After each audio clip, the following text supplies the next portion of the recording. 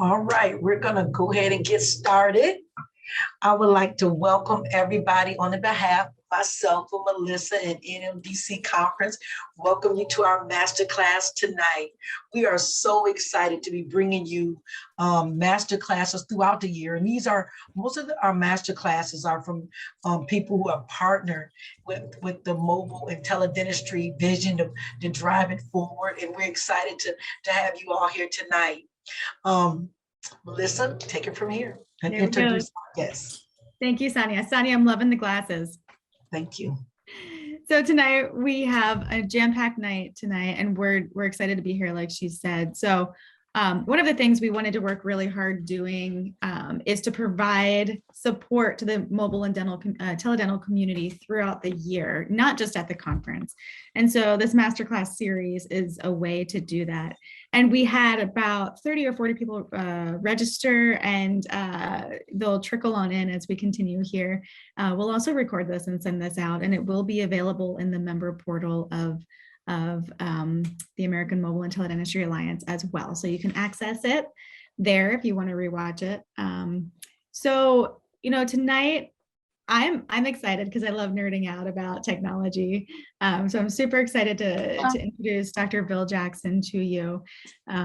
He's one of these guys who's had extensive experience in helping to transform dentistry into a digital world. So I'm just going to read his bio here, and then we'll send it over to him. So Dr. Bill Jackson is co-founder and COO of Virtual Dental Care, the company behind Teledentix. After practicing clinically for 10 years, Dr. Jackson became president of the dental division of Prudential Healthcare, and then went on to help launch multiple tech companies, including Dental Exchange, the industry's largest real-time EDI clearinghouse, as well as Planet DDS, the industry's first cloud-based enterprise dental practice management software. I'm sure that seems like a long time ago at this point. Technology changes real fast. Dr. Jackson's current focus is to work with organizations and delivery systems to create solutions to ultimately enable healthier patient outcomes. Dr. Jackson, take it away. Well, thank you. Thank you. Yeah. So it's an interesting topic tonight, talking about mobile EHR. This may be one of the first times that such a presentation has been made, because there's not really anything out there that supports mobile EHR specifically. A couple of reasons for that. The first one is, up until about 5 years ago, it was such a tiny industry. And the people in the industry typically didn't have a whole lot of money to spend. That you just weren't going to find any software companies that would want to meet the needs of a mobile delivery system. And so that was the primary reason. There's probably a secondary reason, and that is that the people that were in that industry didn't really know what they wanted. And I think we even find that a little bit today. So they didn't have a good way of articulating. So, what was being done? Well, traditional software was typically the fallback.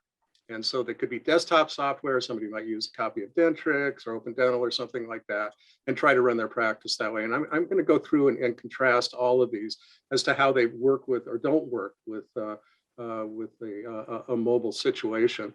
When cloud came into it, which Planet DDS, Denticon, for those of you that don't know, Planet DDS is the software. And when we created, it was really at the time one of the first cloud-based softwares. That seemed a little bit more amenable to a mobile setting as opposed to the traditional desktop. Now you at least had something that likely went to multiple locations and could work with multiple providers. Again, I'll go through all of this in just the next few slides and talk about, again, to compare and contrast. And now there is something, and I have to admit, it's our company's software that I'm going to be talking mostly about, and not that I want to make it an advertisement, because I don't. But it's really kind of the only one out there. Actually, my goal is less to talk about our software than it is to give you the questions to be aware of and that you might want to ask if you're searching around for other softwares out there, and give you the scenarios that might fit or not fit with your existing mobile practice. So that's really it. So I'm going to compare and contrast through some of the basic areas of where you really need something different for mobile than you'll get for traditional. And I will say that the most common fallback that we saw 5 years ago when we first started this was that most mobile just fell back to paper because they really couldn't use the right software that was out there. It was too cumbersome, too expensive. And so now all of a sudden we think there is an alternative to traditional software that's very specific to mobile. And, you know, we'll be talking about our software. I mostly want to try to give you the situations where you can see where it fits for your business and what kind of questions you would want to ask for somebody going forward, and how you might want, if if it works that you can use traditional software, great. But I think that's, again, I'll give you some thoughts about it. So how did we get here as a company? Well, we do a lot of teledentistry. I mean, actually, this is only a small part of our business, is doing the mobile software, or the software for mobile delivery systems. And so the platform called Teledentix is a very broad one, but it did start in the mobile. It was after we sold the last company, Planet DDS, Denticon. We had worked with Dr. Paul Glassman. He had used our software for his studies at the University Pacific to do the virtual dental home studies.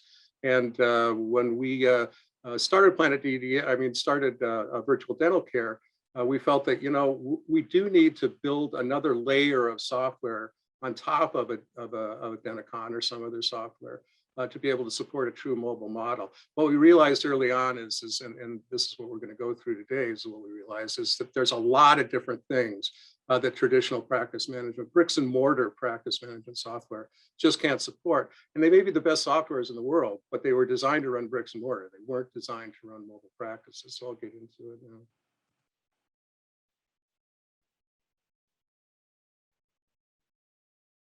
So the first thing that we noticed, and certainly something that you already know if you've got a mobile practice, is you're going to lots of different locations.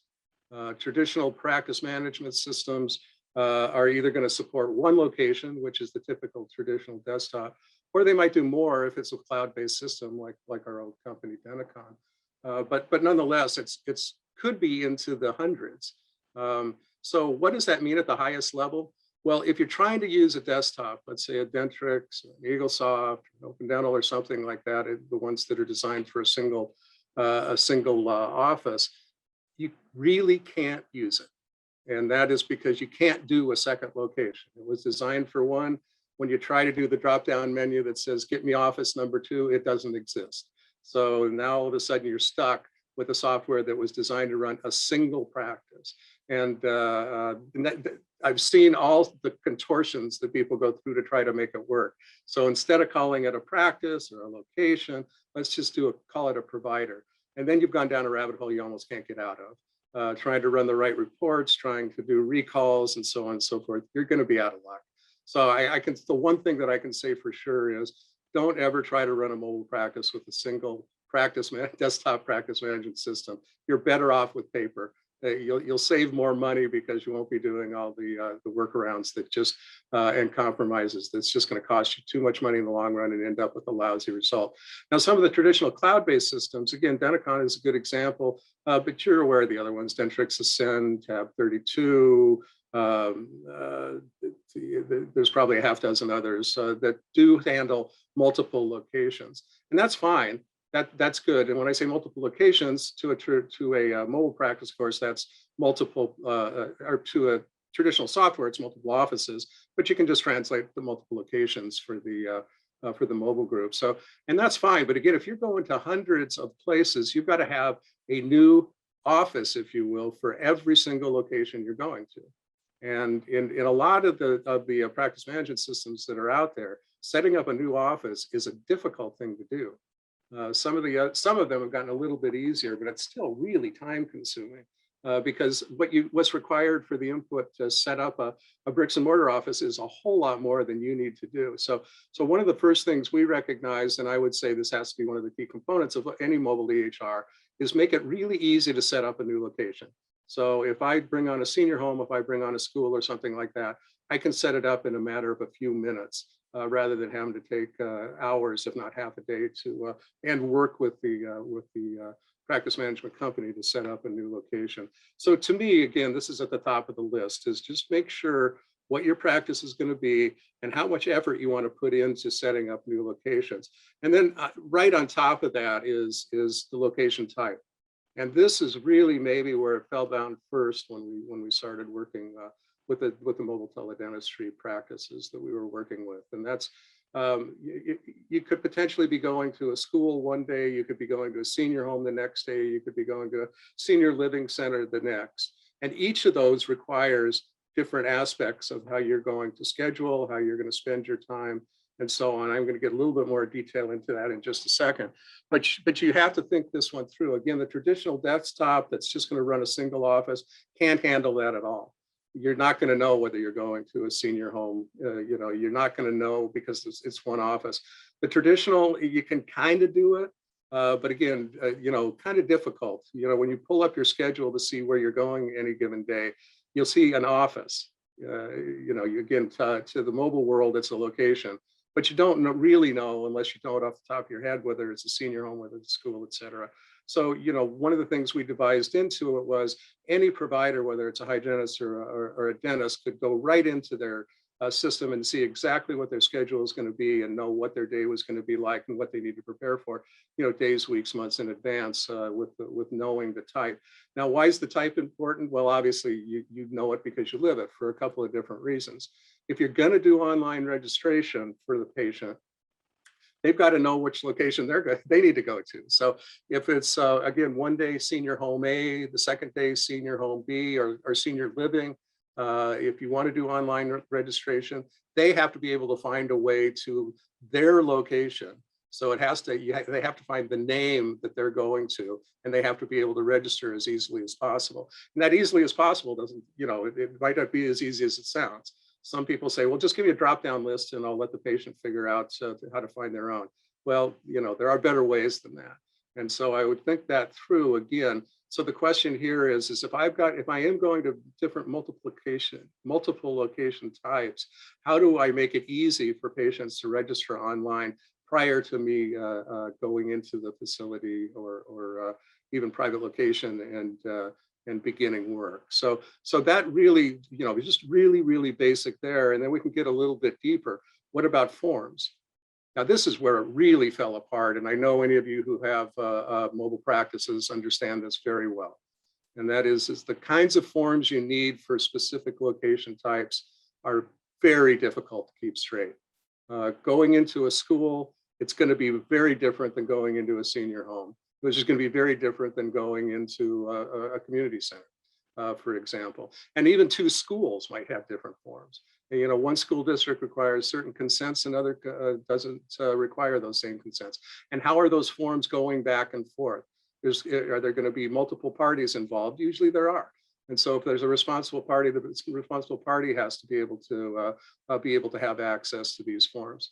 So one of the things that you really want to look into is, does that mobile EHR that I'm looking for have the ability to support multiple types of forms all the way down literally to the patient? I would say, down to the location might be good enough, but it might be down to the patient. So if you're going into a senior home and you have to have a certain kind of consent from a certain kind of physician, that kind of form and making that available online. And I'll be talking about our collaboration referral kind of capabilities in a few minutes to be able to get this very specific form and have them be able to be assigned online is extremely important. I'd add in here, and I think I'll talk about it a little bit at the end, is what's also very convenient is if you have Android or iOS downloadable applications, especially for physicians or even for the responsible parties, where they can get in, fill out the form, sign the form right on their mobile device, and everything's ready to go. So again, something to look for. And I think forms is almost near the top as to depending on the type of practice you have and what kind of locations you're going to. And again, online specific location scheduling. So again, if I am, let's say it's a school, and some schools don't do online, but some do, and some have maybe the front desk of the school actually doing the scheduling. So even if it's that front desk, they have to know that it's it's going to be whatever, John Bosco School, and they need to be able to find that easily online, and they need to find out what the schedule is for John Bosco School and what type of appointments, if you have multiple types of appointments. So the things to look at here that we can offer in a mobile EHR that you're not going to find in a traditional practice management system is the ability to maybe multiple types of appointments. And if you're going to a senior home, that could be important. If maybe it's a denture exam that you're supposed to be doing, maybe it's going to be a cleaning, maybe whatever it might be. If they're going to schedule there, and again, maybe it's the front desk of the facility that's doing the appointment scheduling, you want to make it easy for them. They need to know that it's Meadowlark Home that they go into. They've got to have a special landing page that they can make the appointments, the appointment type, the right appointment times. You're just not going to find that in traditional software. It just doesn't work. And it makes sense. They're scheduling for a bricks and mortar office. A lot of the practice management systems, by the way, that are out there, they don't even have their own scheduling. So you potentially would need another scheduling software that integrates with that. So now on top of the cost, and I'll talk about cost at the end here, but on top of the cost of the practice management system, you may, if you want to do appointment scheduling and that practice management system doesn't have that capability, you may have another $25 to $150 a month to have a scheduling system involved with it too. So you might want to look into something like this in an EHR mobile practice, so that, again, multiple locations, multiple types of locations, multiple types of registration capabilities, and multiple types of forms, and now multiple types of scheduling capabilities. And again, you're just not going to find that in any traditional practice management software, because they don't need it. It's not that there's a shortcoming. In fact, there's an awful lot of good softwares out there, but they just don't have this capability because they don't need it. They're not mobile. So now, patient communications. Again, most practice management systems will integrate with a patient communications third-party application. Some of the higher end ones actually have it built into their systems, and that's going to be a traditional cloud as opposed to a desktop. But if you're gonna buy a traditional patient communications package on top of the online scheduling, again, you're talking about potentially another $100 a month on top of the practice management subscription. So just be careful when you're looking out if you plan on talking with or communicating with your patients. And so what kind of communications are you going to want? And how is it a little bit different from a bricks and mortar office standpoint than it is from mobile? Well, there's just different kinds of communications. I mean, the kinds of reminders for the appointments, who do they go to? Where does that reminder go to? Do you want to leave certain specific educational materials specific to that patient? You're not going to find that in very many traditional practice management systems, but a good mobile EHR is going to have that capability. But you want to go beyond just the traditional email kind of communications. You want to have text. You want to be able to use chat if necessary. In our case, because of the fact that we're a teledentistry software, you can also use video. So if you want to do a quick video appointment, it's right there. It doesn't cost anymore to be able to do that, or just even do a video, what we call postcard. In fact, that's what I've got up on the screen right now, is the ability to, maybe after you've seen a patient at a senior facility, you want to leave a message for the responsible party. Maybe that's a child. So you can spend 30 seconds or a minute just videoing yourself at your own convenience, and then send a text to the responsible party. They will know because they'll have gotten an email in the patient portal that says, hey, Sonya has left you something in the patient portal. Click here.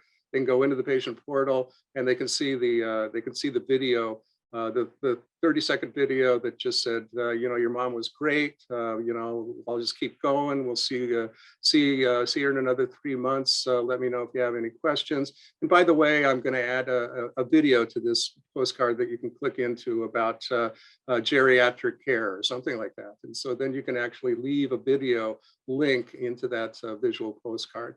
So we've got all these kind of communication capabilities. But again, in a traditional practice, yeah, this is kind of good, but it's just a different story when you're out there mobile and there's so many different people that you got to communicate with. Maybe you're going to do the same thing with if you're a hygienist and want to communicate with the dentist. a 30-second video that just says, here's what I saw with this patient. I want you to know about it. And that type of thing. And not only is it done on your convenience, it's also seen by who's ever going to be looking at it at their convenience. So they don't have to leave a patient if it's a dentist to walk away and talk to you on the phone. They can see it whenever they want. So these are the kind of mobile communication capabilities that, once again, it's new to the industry, but it's also something that you might want to think about is in a mobile setting. So this was probably issue number 2 when we said we needed to create something from scratch and not go with the traditional system, and that was just the workflow management. So when you go into a school, and I'll use hygienists, but this is the same with, for a full-blown mobile practice. The kind of work that you're going to do is going to be different than if you're going into a senior home. And so you want the software to be able to flow with you, rather than you having to make you needing to modify your way of doing things to fit the software. And so good mobile software will be able to be location specific. So for instance, at a school, you're not going to do perio charting. So why even have the perio charting as part of your task list? You want to be able to configure the flow to what you're going to do when you go into that location. And again, not have to flip around through different aspects of the software to try to figure out what's going. And I could spend a half an hour on this. I won't. But I again, just kind of imagine. And the question to ask is, depending on what kind of practice I have, if I'm going to a certain kind of location, does the software that I'm buying fit or have the ability to fit what kind of workflow I have? And if I'm doing referrals, how does that kind of all tie in and so forth? Imaging is another big one. So for traditional, and again, every single one of you know this already, it usually requires third-party software. And that third-party software can be expensive, number one, but number two, it can bring all sorts of problems on.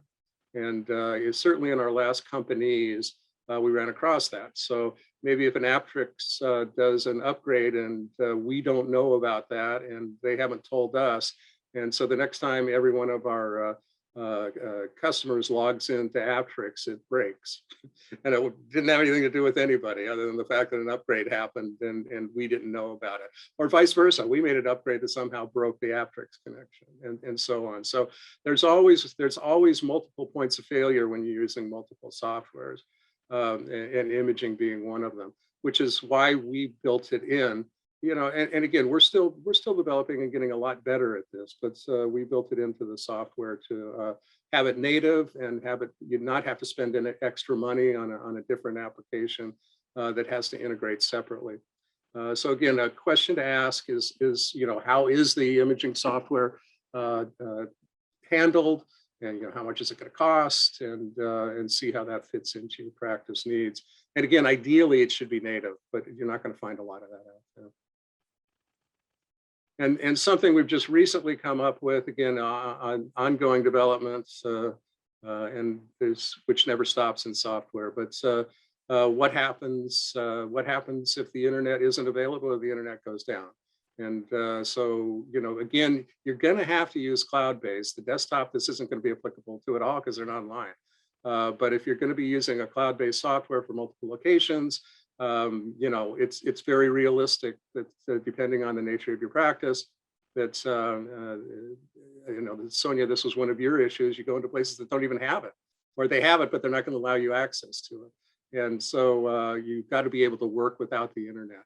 And so we've just recently come up with this one in our software, but it certainly is a question to ask anybody. There are cloud-based systems that you can use that will do this also, but typically it's going to be a relatively expensive third-party application that you're going to have to use to be able to do the work offline and then have it sync back up with the application. And not everybody, but certainly worth looking into and a question to ask as you begin looking at software.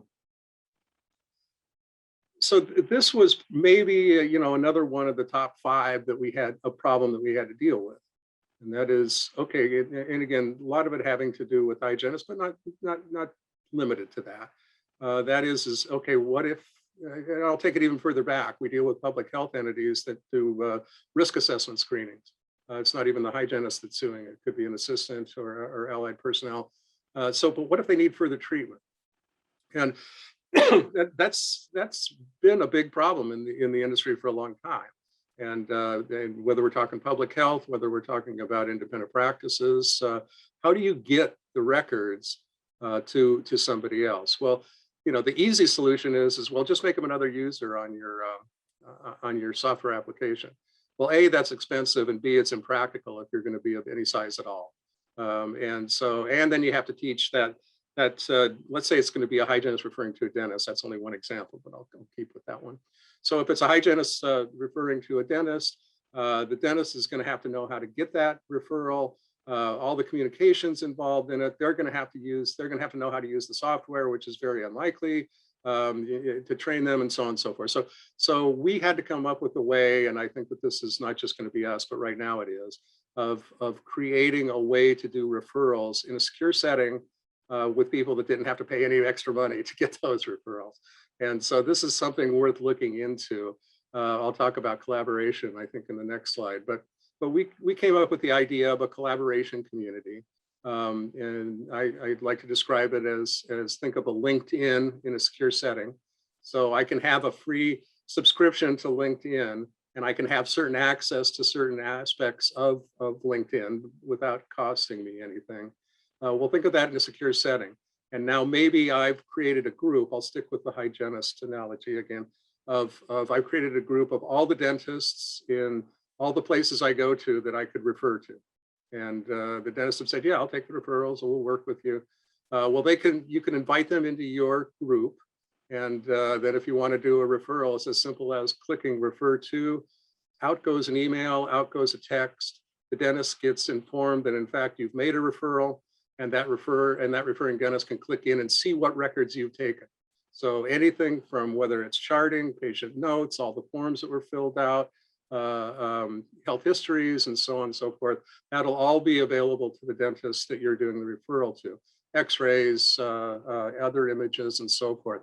To that dentist, it doesn't cost anything to participate, and it makes for a nice, easy, clean, and it's all in a secure setting. So, HIPAA secure, so nobody has to worry about sending PHI, across unsecure lines. And it keeps track of the referrals. So you can do all the reporting, who got referred where, and whether or not those records were viewed. And all of this becomes part of the patient record that you're creating all along too. So you don't even have to worry about going back in and putting it into a different patient record. So it's a great referral tool. And actually anybody in that LinkedIn network that I'm talking about could make referrals amongst themselves. So it doesn't just have to be in a Teledentix setting. They can go ahead and send referrals at no cost to each other too. Different story. I don't want to confuse the issue right now. But this is something that, once again, with the mobile EHR, you can do it without having to require somebody to be a user of the system that you're using to be able to see the records that you want to be able to send. And by the way, part of what we have, and again, we're unique, but part of what we have is the patient will see in their own patient portal that a referral has been made. So the patient will get a text email that allows them to go into their patient portal and says that, Melissa Turner referred me to Dr. Jones, referred you to Dr. Jones. Here's all the information, and here's the information that Melissa Turner sent to Dr. Jones. So that'll be at the patient's fingertips too, and they'll be able to have the information of where the referral went, and of course responsible party too. So if you're thinking senior home and one of the children is a responsible party, they'll know about the referral being made and so forth. And I just spent a lot of time talking about secure collaboration, but this can be, once again, even among yourselves. So if there is some local community that you want to be able to share records with, again, I'll stick with hygienist, doesn't have to be, that if you want to share records and communicate. So is it Facebook? Kind of, except it's secure. So if you want to share patient records, if you want to share images, photos, and so on, it can be done safely in this. You create your own group. You can invite people into a study club, for example, and participate. And again, this is part, it really is unique to our to our Teledentix application, but it is something that's available, and I think kind of a requirement for mobile. You know, if you're totally self-contained mobile practice, full-blown mobile practice, maybe less so, and you're big enough to where you can refer to yourself and so forth. But those are few and far between. There's not many on-sites out there. But otherwise, this allows somebody in a relatively small setting to be able to have collaboration with peers, referrals at no extra cost, and communication with the patient at no extra cost. So, you know, I would be remiss not to throw in that we have the capability to doing teledentistry too. So you know, I won't spend a whole lot of time on it. If you've heard me speak before, you probably heard me say more than you would like to hear again about teledentistry. But it's a communication tool is really what I would like to emphasize more than anything else. So when people think of teledentistry, they think of video conferencing. They think of what we're doing right now, except one-on-one with the patient. But it doesn't have to be. It doesn't have to be limited to video conference. It can be multiple forms of communication: text, chat, the video recordings, like I showed, and all of that needs to go into a common patient record. And it doesn't have to be just between patient and provider. It can be between patient and dentist and hygienist and physician and nurse if you're dealing with senior settings. All of them can belong to a team group that can all view the communications with that patient, all of those various communications. Maybe the nurse likes to communicate via text. Maybe the dentist likes to communicate via video. All of those then are kept automatically within the patient record. It becomes part of from a medical legal standpoint, it becomes part of the patient record. Videos become part of the patient record. And even the patient has access to all those communications going back and forth. So really what is teledentistry is an explosion of communication across many people. It's a team of people working with multiple forms of communication. And that's telehealth in general, but teledentistry in particular. So bringing all this to the table, you know, what again, I'm talking about our software, but we bring that to the table too, that when you are using our EHR, you have teledentistry capabilities too. So talking about expense, you know, I kind of started off by saying that one of the reasons that there's not more mobile EHRs out there is because, again, not a lot of money in it. And the people that are in it typically, you know, they're not willing to spend $1,000 a month because it's just, their practices don't justify that. So we needed to come up with something that fit the needs. So desktop, well, it depends on how you're going to use it. I would say don't use it at all. I would say run, don't walk away from it if somebody's trying to tell you that desktop is a right solution for you. Cloud, yeah, there's good cloud situations, but again, you're going to be in contortions to use it the right way. Again, we loved our old software. Denticon was wonderful. You know, the reason we built this technology that we built is it wasn't satisfactory. If we could have used it, we would have gladly done that. Again, we do a lot more in teledentistry than just mobile EHR. So, but the fact was we needed to build it. And the fact is too, it's just not as sophisticated as what's required to run a DSO. Most mobile practices are pretty simple. So as I mentioned before, we're not 100% of the way there. If you're a DSO, you wouldn't want to use our EHR to run your practice. And in fact, if you're a large mobile practice, you might want to look a little closer, and there might be better solutions than us. But we're a pretty good one for right now, and it's definitely in the range of probably half the price of a cloud-based solution. And then add to that you don't have that we have a native capture and image capture, viewing capability. Add to it, we got patient communications already built in. Add to it that we got the forms already built in. It really makes it affordable, and that really was our goal all along. If we were going to do this, let's get it out there and let's make it available to the world. So that was about it. Melissa, maybe I can turn it back to you. That's amazing. Okay, I have so many questions. But I want to open it up for anyone. You can unmute yourself. If you have questions to ask Dr. Jackson, I mean, I want to dive into just the referral component in itself is a major thing, but we can do that later. If anyone has questions, please go for it. This is a small enough group that we can take turns, so go right ahead. one thing I wanted to say is about the secure emails. I think with referrals being secure, I think that's really good because I'm in 2 hospitals in Savannah, and they just required that I get some sort of secure email access, which was really expensive because we send face sheets back and forth through email and applications when people want to sign up. So that would, if I would, this would have been a great money saver for me if I would have had that in my platform, because that email was expensive. So that was a big plus for me. I really like that part. And I love video calls because after every one of our visits, we call the families from the facility.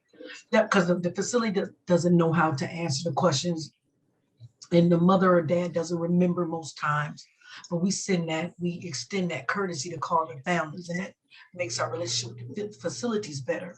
But that video card would be amazing for people to be able to see that. Only question I would have about that is, I wonder if there's a lot of, I couldn't probably do it from the facility because they don't allow cameras in my facilities. Does anybody else have that problem?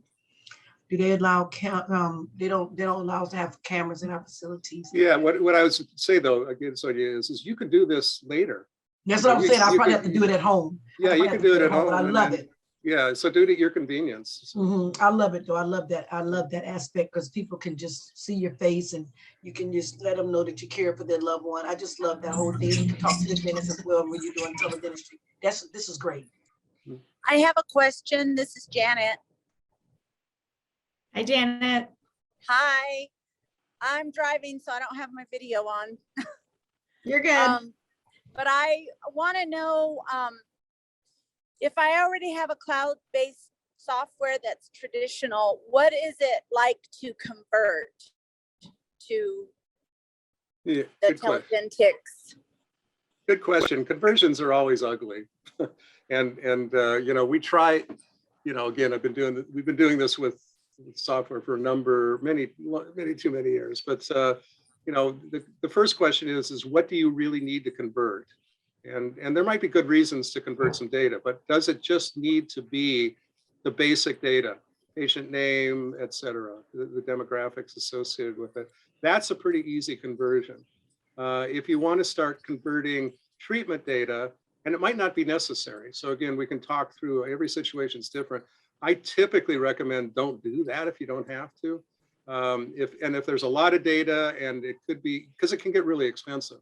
You know, we outsource it. We work with a company that is fair, but they're going to charge for something like that, and it can get relatively expensive.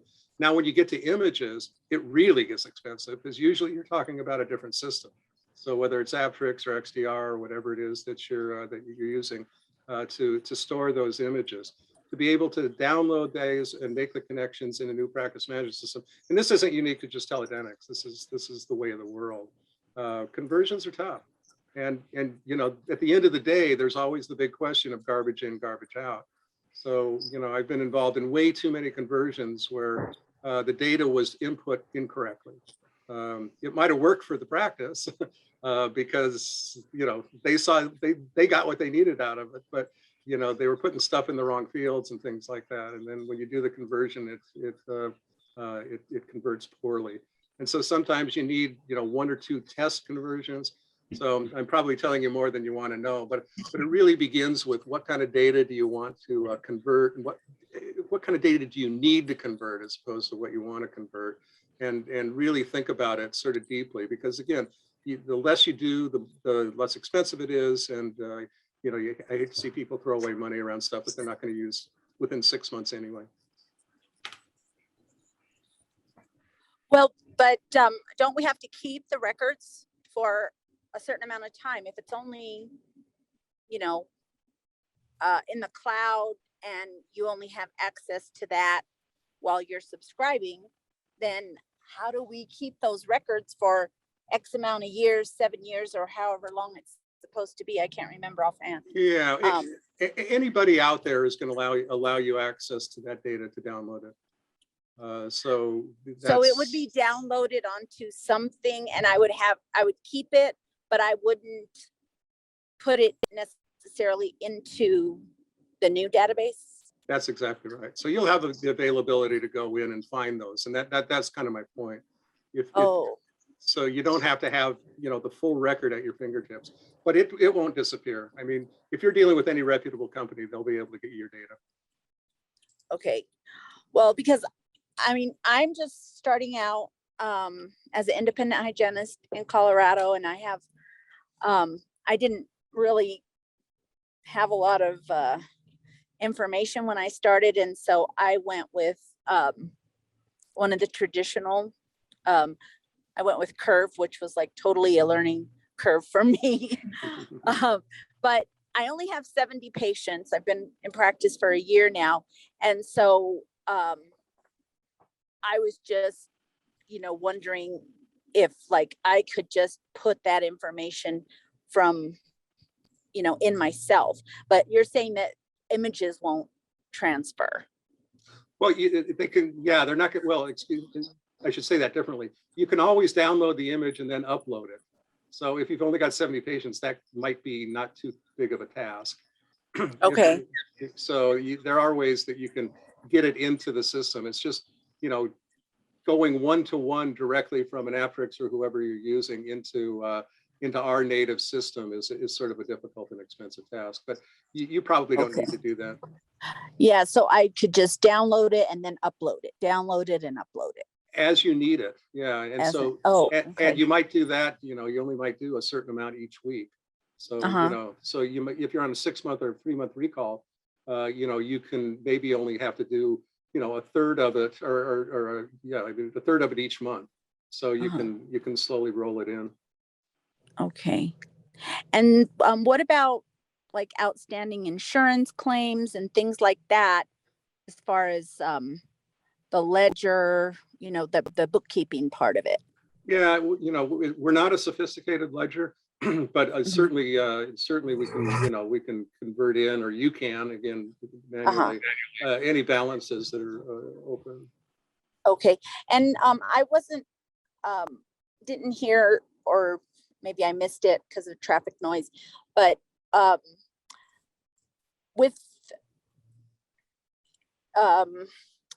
for billing insurance, is that included in in your system? Yeah, we work with one of our old companies. We started Dental Exchange. So they're a clearinghouse, and so I forget what they charge, 20 cents a claim or something like that. Okay, but is it so do we go into their web portal to make the claims, or is it? No, it's fully integrated. Yeah. Oh, it's integrated. Okay.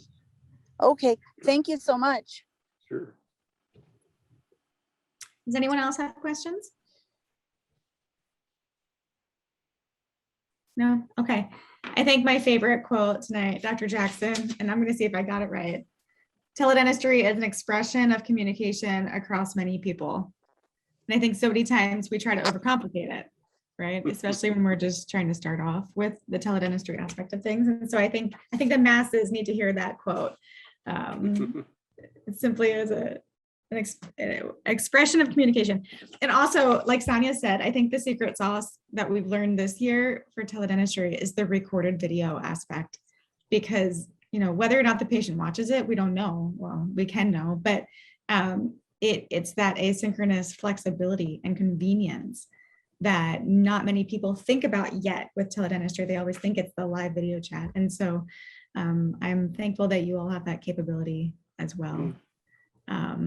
So Sarah Tanner was just commenting in the chat. I want to pull up what she said here, because it's cool for everybody to see. She says, I was careful in choosing my mobile dental hygiene practice, and I'm so glad that I chose Teledentix.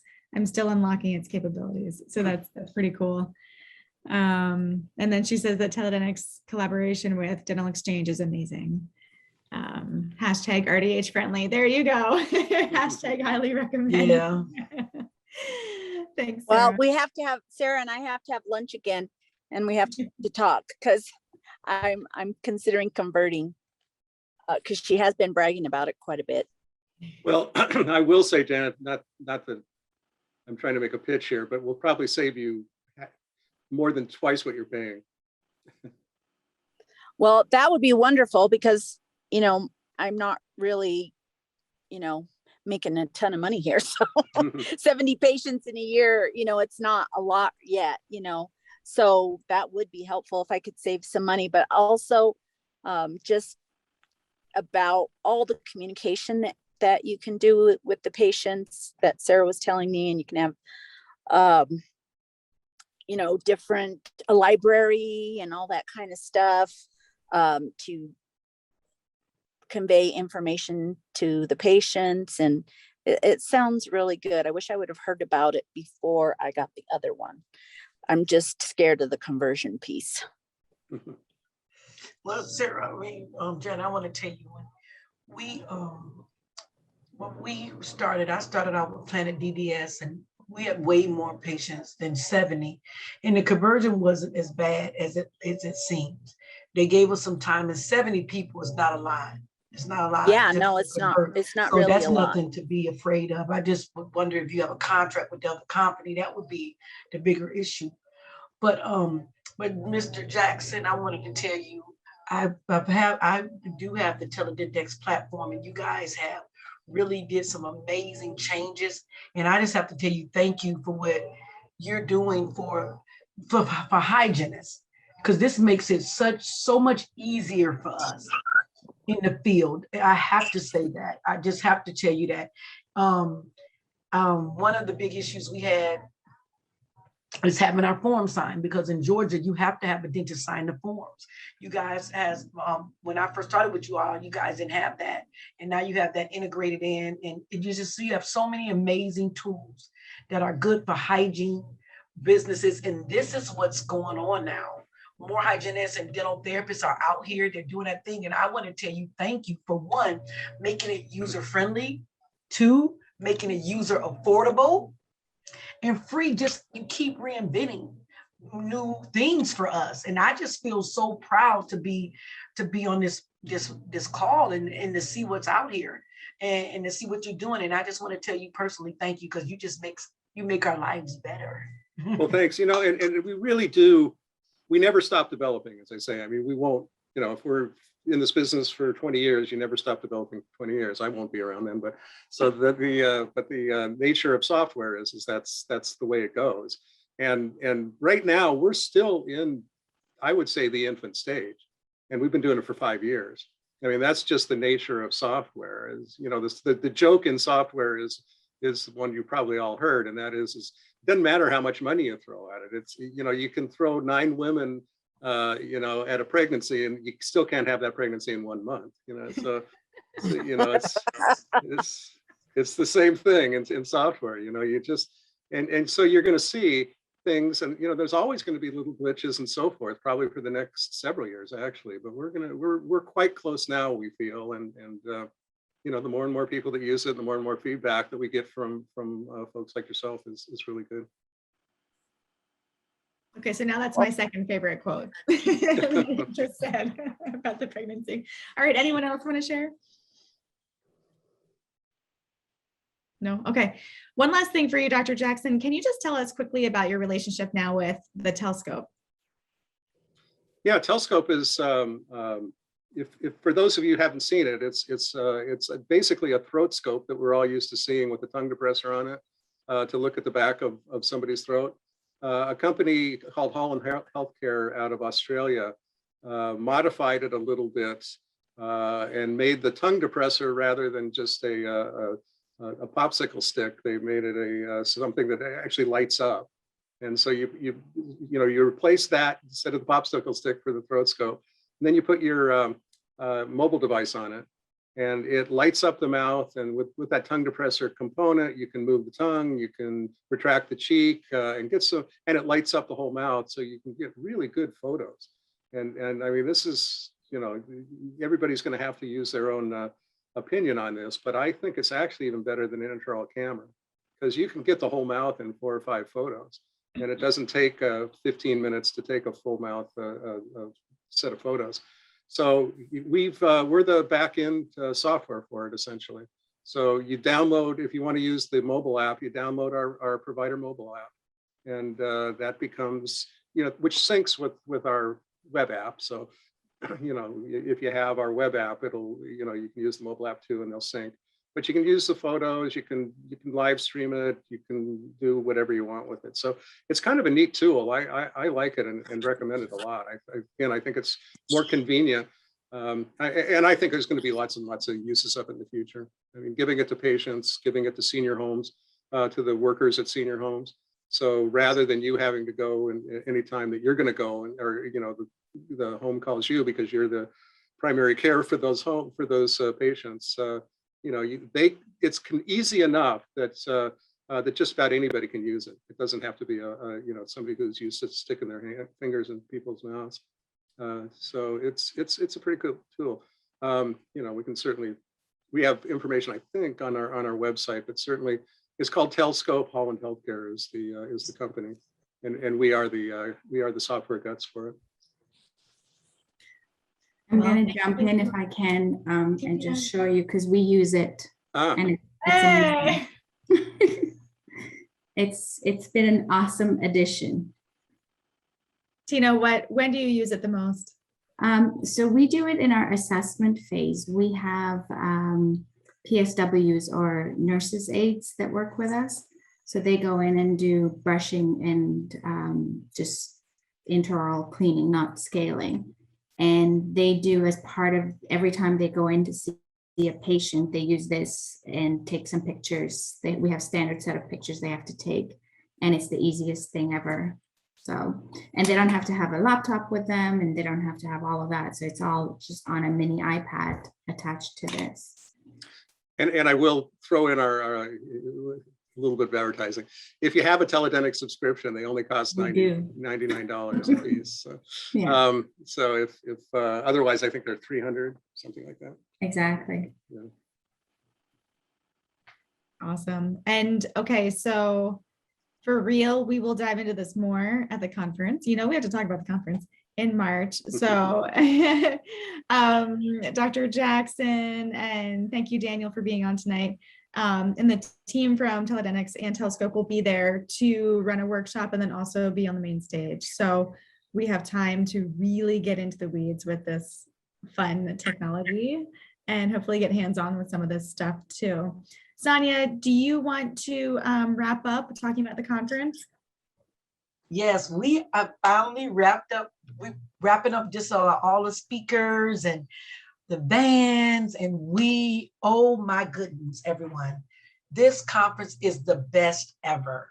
We have so much stuff in store for you all, so many educational courses, so many hands-on opportunities in AI. So just come ready to go home full and to collaborate with your other colleagues in mobile dentistry and learn everything you can, and just hang out with a group of amazing people. And we can't wait to see you in Vegas, and it's approaching so soon. So we're looking forward to seeing you all. We're looking forward to the Denobes nomination, which is gonna be, I think it's out now, so please nominate people that you know for the Denobes. Patterson has sponsored it this year, and they're not holding anything back. So this is huge. So if you know someone, and the Denobes, it just means people just doing their best in dentistry. It doesn't have to be someone big that's on stage, someone that's doing their best to make a change. So if you know someone, submit that, and let's just be ready to rock out in Vegas. Melissa and I are looking so forward to seeing everyone there. Yes, we are. Thank you, Sonya. Okay, so Dr. Jackson, thank you so much for being here, for spending time with us tonight. Save the date for the next masterclass on December 15th, where we're going to be diving into billing and coding. So that is nice and sexy, but you'll want to be here for that. So that's December 15th. And room block is filling up too. We forgot to say that. Room block is filling up for the conference. So get your rooms if you haven't yet. All right. Any other final words from anyone? Thank you. All right. Daniel, call me. This is Janet. Daniel. I'm gonna convert. Sounds good. Will do. Okay. Thank you. Talk soon. All right. Thank you. Bye-bye. Bye, Thanks, everyone. everybody.